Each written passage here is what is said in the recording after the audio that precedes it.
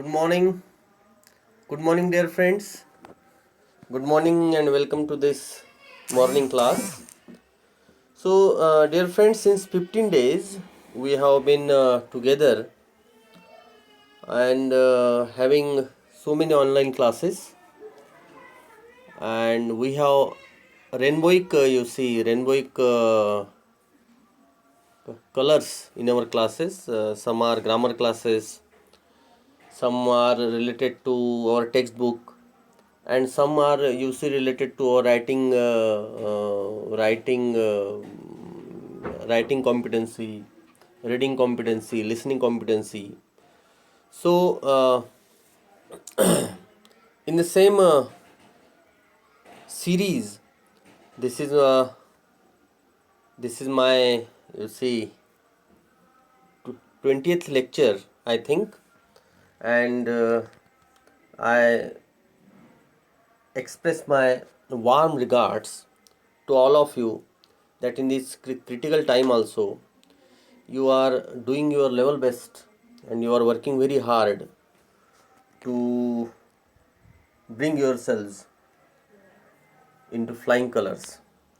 So I welcome you to this class. So we have started this class on Saturday, and we are discussing the use of do, does, and did.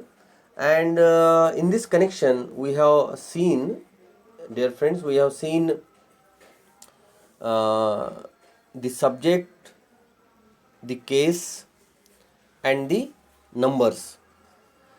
We have also seen the person and numbers, and we learnt that I taught you that uh, there are three kinds of persons in English language, that is first person, second person, and third person.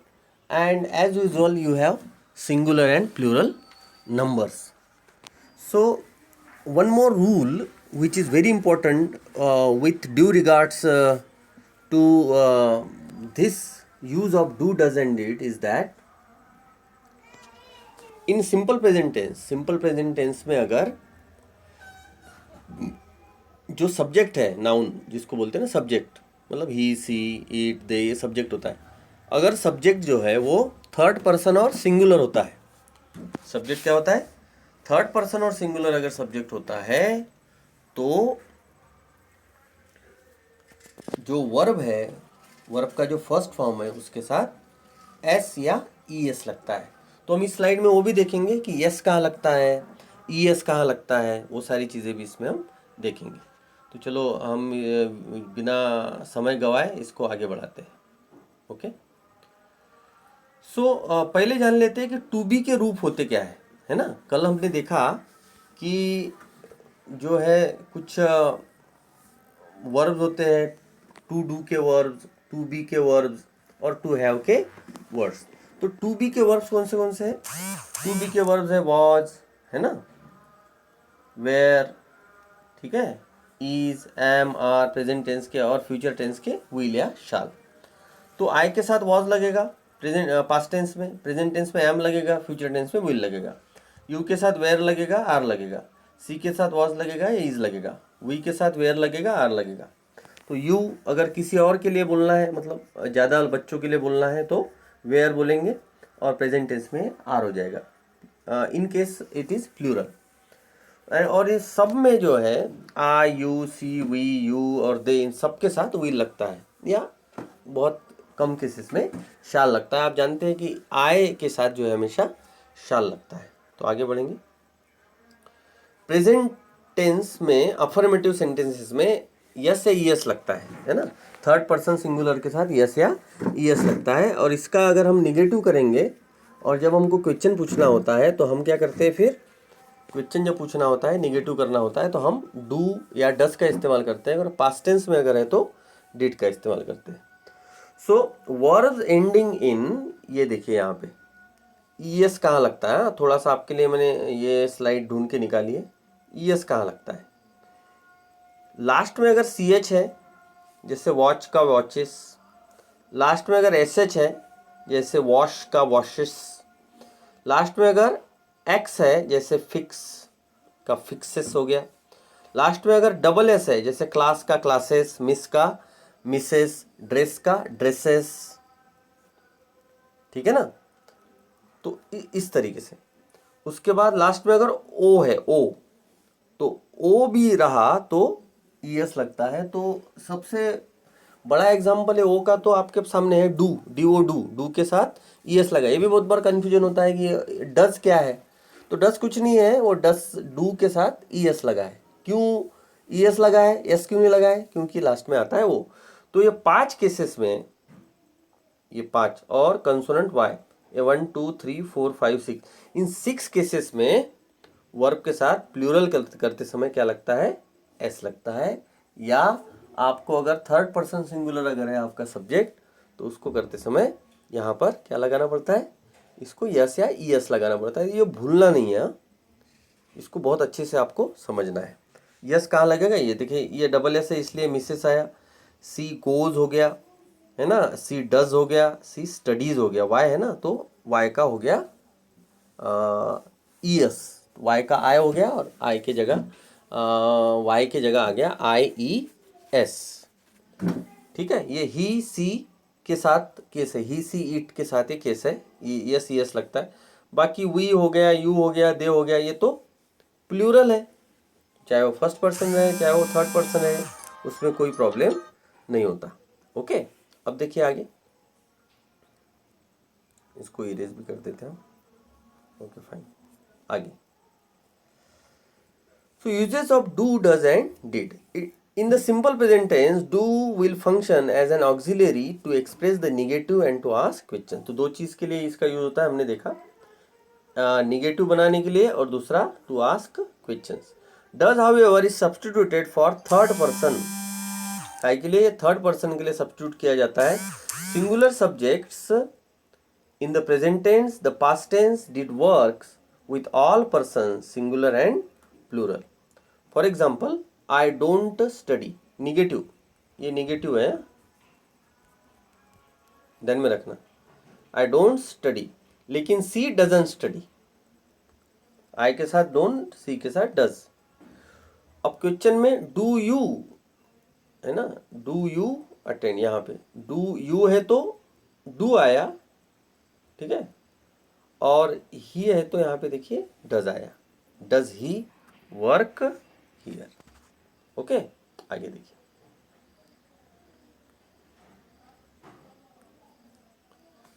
मैं आशा करता हूँ ये line आपके समझ में आएगी। आई के साथ डोंट आया और सी के साथ डजंट आया, वैसे ही के साथ भी डजंट आएगा, इट के साथ भी डजंट आएगा, राजू के साथ भी डजंट आएगा, रवि के साथ भी डजंट, मतलब कोई भी नाम के साथ डजंट आएगा। द टीचर के साथ भी डजंट आएगा। जो आप नहीं है, अगर आप किसी थर्ड पर्सन की बात कर रहे हैं तो वहाँ पे डज का यूज होगा। निगेटिव में डजंट, और क्वेश्चन बनाते समय डज, या आगे कुछ नियम भी है वो भी देखेंगे आगे।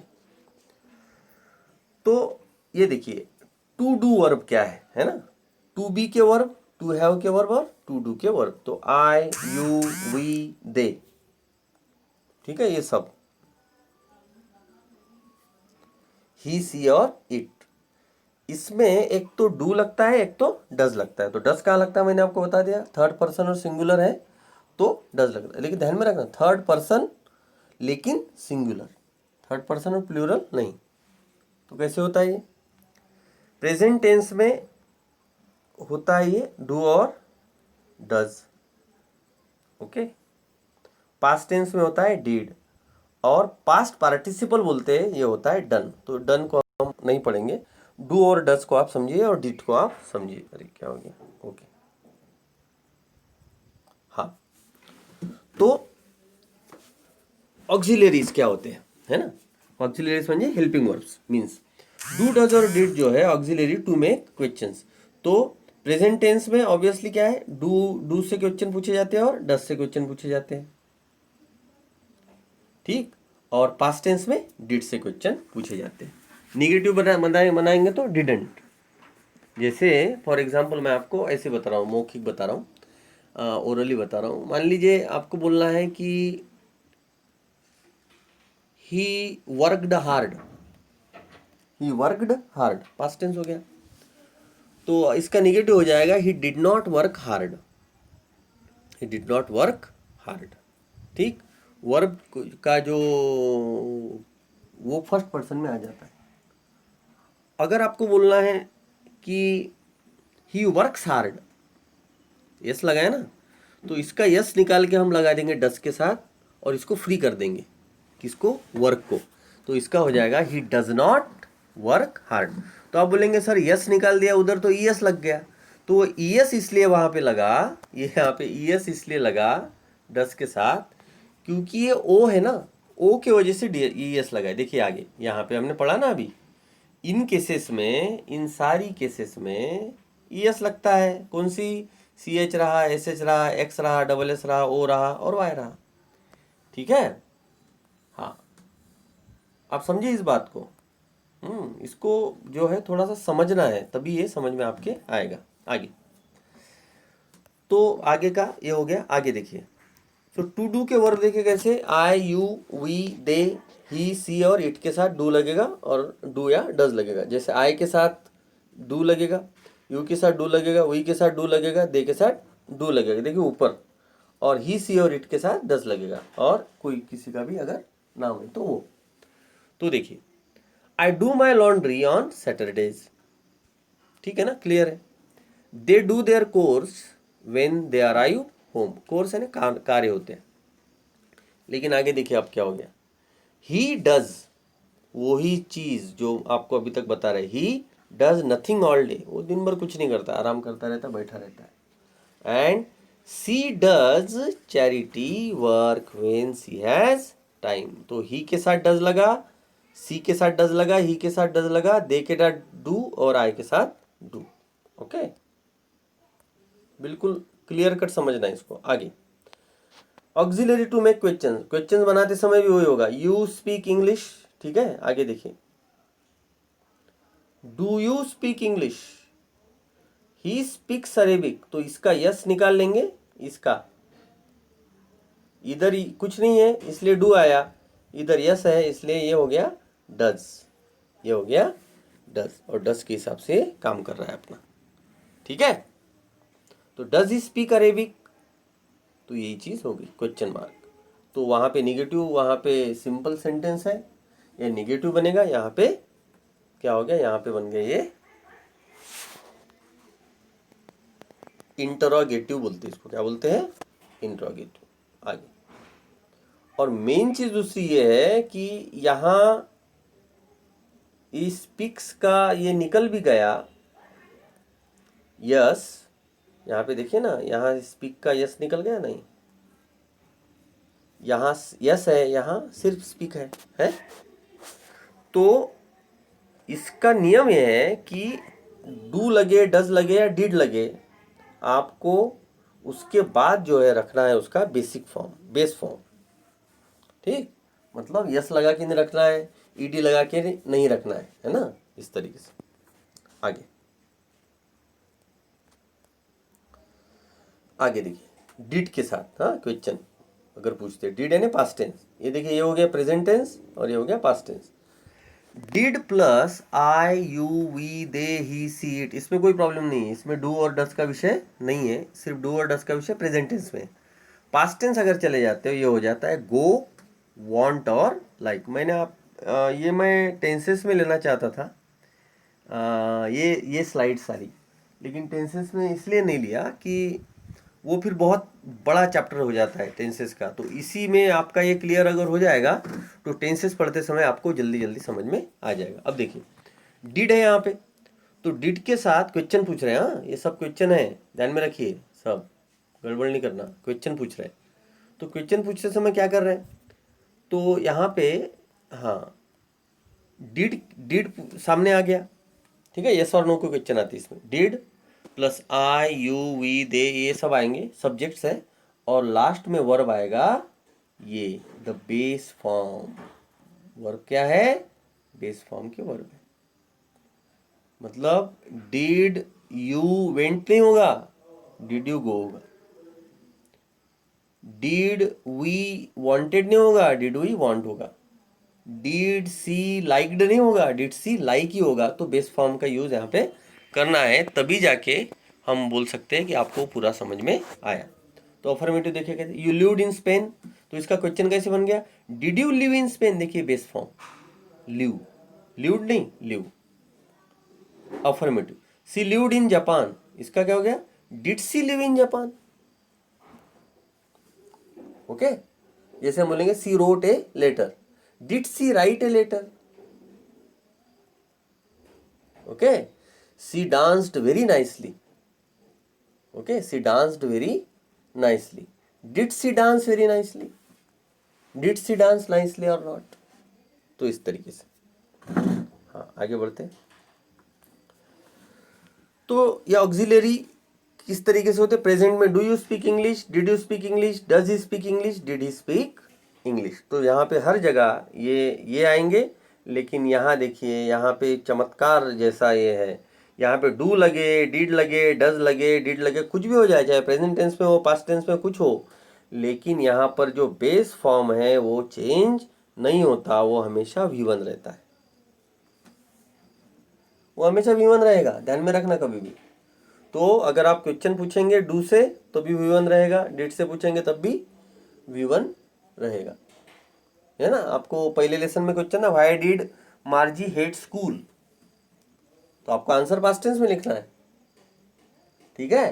तो डिड इसलिए डिड से क्वेश्चन पूछा गया ताकि आप जो है आंसर पास्ट टेंस में लिखें, ये उसका उद्देश्य है, ठीक है। तो ध्यान में रखना है आगे। सो इम्फेसिस के लिए कभी कभी इम्फेसिस है, इम्फेसिस का मतलब होता है जोर देके किसी चीज को बोलना, इम्फेसिस, ठीक है ना, ध्यान में रखना। We sometimes use do, does or did and did to give special emphasis, emphasis यानी जोर देना किसी चीज के ऊपर, दबाव देना, that something is true, किसी चीज के ऊपर जोर अगर देना है आपको, आपको बताना है कि नहीं नहीं नहीं यही मेरी बात सही है, तो आपको जो है इसका डू, डज और डिड आप लिखेंगे, मतलब वर्ब भी लिखेंगे उसके लिखेंगे। जैसे I do want to go, I did study for the test, yes he does like broccoli, थोड़ा अजीब है लेकिन he does like broccoli. You do need tickets for the events, मतलब वर्ब भी यहाँ पे आ गया, ठीक है, वर्ब भी यहाँ पे आ गया, वर्ब भी यहाँ पे आ गया, यहाँ पर भी वर्ब आ गया, यहाँ पर भी वर्ब आ गया, फिर भी इन्होंने इंसिस्ट करने के लिए, जोर देके किसी बात को बताने के लिए इसका यूज किया है, ठीक। आगे तो कुछ और स्लाइड्स इसी से रिलेटेड दोस्तों मैंने बनाई हैं, थोड़ा सा देख लीजिए आप। हाँ, do you read books, does Peter play football, did they do homework. Answer इसका आएगा yes I do, no I doesn't, no I sorry don't. तो डज से क्वेश्चन पूछेंगे तो yes he does, no he doesn't. आपको answer अगर करना है तो आप इस तरीके से आंसर भी कर सकते हैं। जैसे डिड से क्वेश्चन पूछे, do they did they do homework, yes they did, no they didn't. तो in this way also you can use do, does and did. आगे तो these are some forms you can use it in your senses. The verb do has two forms in do and does present tense में और did past tense में। ये देखिए यहाँ पे लिखा, वही लिखा है जो अब तक मैंने आपको बताया। तो I, you, we, you, they इनके साथ do, past tense में did, he, she, it के साथ does और past tense में did। देखिए फिर से वही बात रिपीट हो रही है, हर स्लाइड में आपको वही बात समझ में आएगी। जैसे I put the keys on the table, इसका क्वेश्चन कैसे होगा, do I put the keys on the table, तो आई है इसलिए डू। अब देखिए सी गेट्स अप, तो डस सी गेट अप, देखिए गेट इसका यस निकल के ये डू के साथ लग गया। फिर से आप पूछेंगे सर ये यस निकल के यस क्यों हो गया, तो यस इसलिए हुआ क्योंकि लास्ट में उसके ओ है।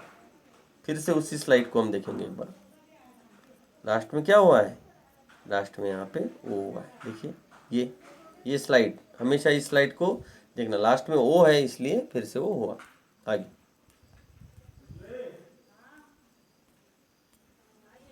Okay, coffee grows in Brazil, coffee जो है ब्राजील में ग्रो होती है। अब देखिए क्वेश्चन कैसे बना, does coffee grow in Brazil, you like spend time at home, do you like spend time at home, ठीक है। They write letter to me, do they write letter to me, we drank milk, देखिए past tense है।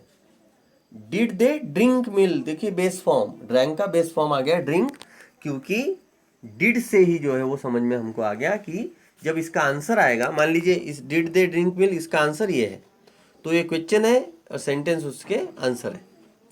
Did he clean the room, और he cleaned the room, okay. Did है तो past tense, do और does है तो present tense, है ना। और उसमें भी थोड़ा सा आपको ध्यान देना पड़ेगा, डज कहाँ लगना है, डू कहाँ लगना है आगे। So these are some examples also, and now this is the exercise.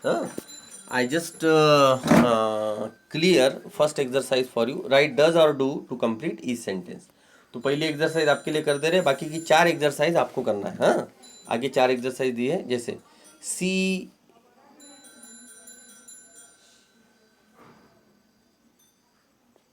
Does play guitar या doesn't play guitar,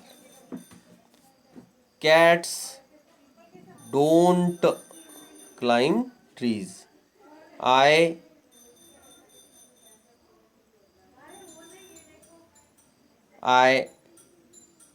do my homework every day, है ना।